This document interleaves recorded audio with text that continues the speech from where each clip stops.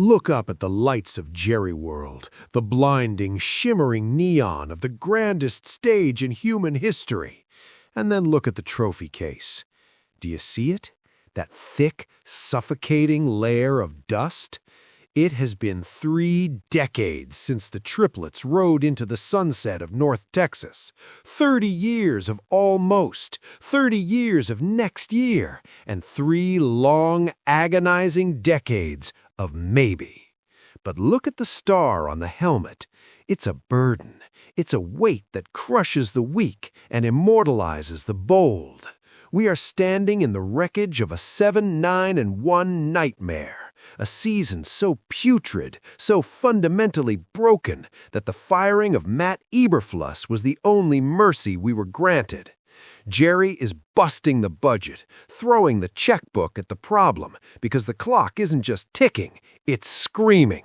We are the Dallas Cowboys. We don't do rebuilding, we do destiny, or we do absolutely nothing at all. But before we look at the blueprints for the 2026 resurgence, you have to be part of the most powerful fan base in sports. Subscribe, hit that like button, and tell me in the comments, is Dak still the man to lead us, or is the window slammed shut? I want the raw truth from the Cowboys Nation. Unacceptable. That is the only word for a defense that allowed a record 30 points per game last season. Tom Landry's fedora would be wilting in shame. We watched the doomsday tradition get dragged through the mud, play after play, yard after yard. And now we face a crossroads in Frisco. We have 22 pending free agents, names like George Pickens and Javonte Williams, men who were supposed to be the new blood, the sparks of the star, now potentially walking out the door for nothing. We are in cap hell, staring at the fallout of the Micah Parsons trade. We sent a generational lion away for a haul that includes an extra 2026 first-round pick, but you can't tackle a running back with a draft slip. You can't sack a quarterback with future considerations. Let's get into the tactical rot.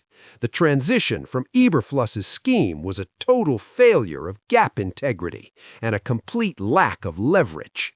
We saw CeeDee Lamb's slot fade dominance wasted because the protection schemes were porous, leaking like a sieve. If you can't win in the trenches, the star is just a target. We need a return to the dominant line play that defined the 90s. We need the doomsday mentality, where you don't just stop the ball, you punish the man holding it. While we sit here in Frisco plotting a comeback, look at the New England Patriots. They are the 15th team in history staring at a Super Bowl berth just 1 year after a losing season.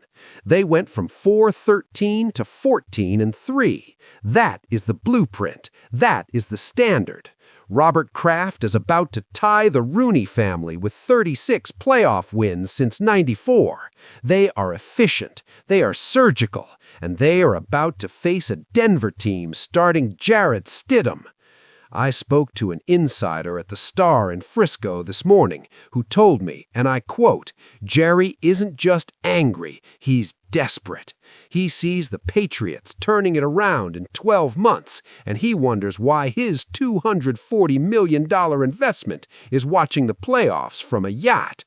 He's looking at that extra first-round pick not as a future asset, but as ammunition for a war he needs to win today." A veteran scout at the Jones table added, "The Parsons trade was a business decision, but the locker room took it as a white flag. They see Drake Maye, who has struggled with 6 fumbles in 2 games, still finding ways to win, and they wonder where our grit went." A third source was even blunter. Dak is playing for his life. $240 million buys you a lot of things, but it doesn't buy you another chance if you miss the playoffs again. The shadow of the 90s is getting longer every minute. But listen to the vision. We have cornerstones like Stidhaml, who is chasing the '88 legacy, the ghosts of Michael Irvin and Drew Pearson. He has the DNA, the twitch, the playmaker fire. But link him to the past. Roger Staubach didn't just have talent, he had a military-grade resolve. Emmitt Smith didn't just have vision, he had a soul made of iron. Dak Prescott has the pressure of a mountain on his chest. Look at what New England is doing with Kayshon Boutte. The kid has 141 yards on just 9 targets. He's going up against Pat Surtain, a man he torched back in his LSU days. That is the aggression we need. We need a Marcus Jones, a man who plays all 3 phases. We need to stop playing safe and start playing Cowboys football. Jerry is ready to bust the budget. We are looking at a 2026 resurgence that will make the 90s look like a warm-up. We are the Dallas Cowboys, America's team. We are going to reload, retool, and reclaim the throne. We have the extra first-round pick. We have the Frisco pride. We have the largest jumbotron in the world to show our glory. But none of it matters without the ring. The star is heavy. The ghosts are watching from the rafters of the old Texas Stadium.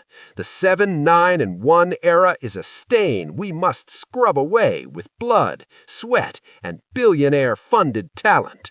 While the Patriots prepare for Denver and talk about Travion Henderson's first playoff touchdown, we have to look in the mirror. No more excuses about process. No more maybe next year. The window isn't just closing, it's being hammered shut by 3 decades of failure. Jerry World is ready for a coronation. We need that doomsday defense to rise from the ashes. We need Dak to be the Captain America we paid for. Cowboys Nation, the star only shines if we make it shine. Precision, leveraged hand placement, gap integrity. These aren't just words. They are the difference between a parade in Dallas and a quiet flight home from another wild card exit. We will move Stidhaml in the slot. We will utilize pre-snap motion to expose the shell. And we will protect the $240 million investment like it's the crown jewels. Because it is. The 2026 season starts now.